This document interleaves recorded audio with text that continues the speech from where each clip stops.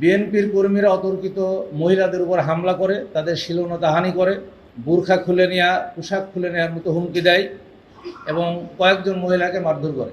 এই ঘটনা শোনার পরে স্থানীয় জামাত ইসলামের কর্মীরা প্রতিবাদ করলে জামাতের ওই ওয়ার্ডের সভাপতি তার মাথায় আঘাত করা হয় এবং তিনি সেন্সলেসে পড়ে যায়। যখন আঘাত করে পাল্টা আমাদের কর্মীরাও তাদেরকে প্রতিহত করার চেষ্টা করে। সাধারণ জনগণ সেখানে ছিল, সেখানে আমাদেরও আহত হয়, তাদেরও আহত হয়। 94% চিনিযুক্ত অরেঞ্জ ড্রিঙ্কস না, নিন জিরো ক্যাল অরেঞ্জ ড্রিঙ্ক পাউডার। আহতরা সবাই সদর হাসপাতালে ভর্তি হয়।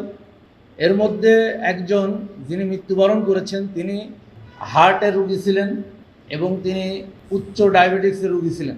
তিনি এই দৃশ্য দেখার পরে যে ঘটনার মধ্যে তিনি পড়ে যায়, তিনি ওইখানেই সেন্সলেসে পড়ে যায়।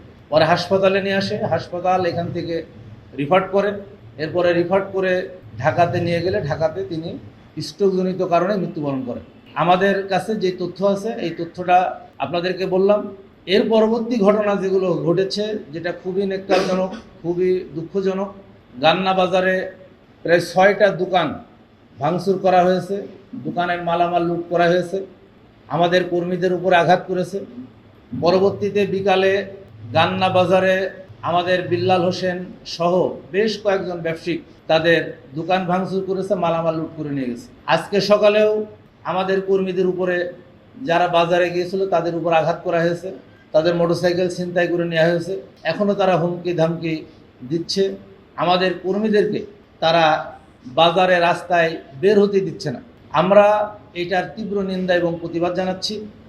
আমরা চাই সুন্দর শান্তিপূর্ণ সহাবস্থান। আমরা কোনো গণ্ডগোল চাই না, আমরা কোনো সংঘাত চাই না।